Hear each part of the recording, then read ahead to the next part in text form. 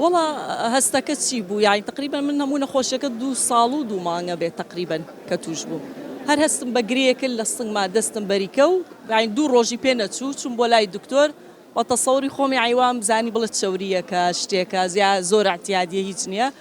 بەس کە فەحسوشتی بۆ کردم هەرە ڕۆژە ئێوارەکە پێیوتم کە باش نییە ئەبێ ینی زەرعی لێ وەرگرم و ئەم شتانە.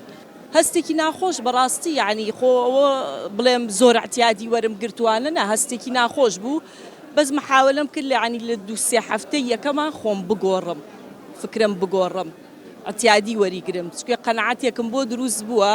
هەشتێ لە ژیان بە ئاسان وەریگری بە ئاسان ئەڕوا لەسەرت نەک شێرپەنجە هەموو شتەکانی ژیان قورس وەریگرە قورس ئەڕوا لەسەرت هەچ کەسێ خوا نەخواسە لە مەولا توش بوو وا وەریگرێت چۆن ئەڵەن فڵانە کەس تووشی زەختێ بووە تووشی شەکرێ بووە یعنی بەم شێوازە وەریگرێ ئاسان وەریگری احتیاجی وەریگرێ سا چارەسەر هەیە بەڕاستی 8-9 مانگ ئەو پەڕیەکێکە تا ساڵی عیلاجەکانی بەردەوام بەڕێکوپێکی بەکاری بێنێ و بەگوێی دکتۆرەکان بکە باوەڕەکە زۆرینەی خەڵک ئێستا کە ئەیبینن الحەمدوللا چاگە بێتەوە.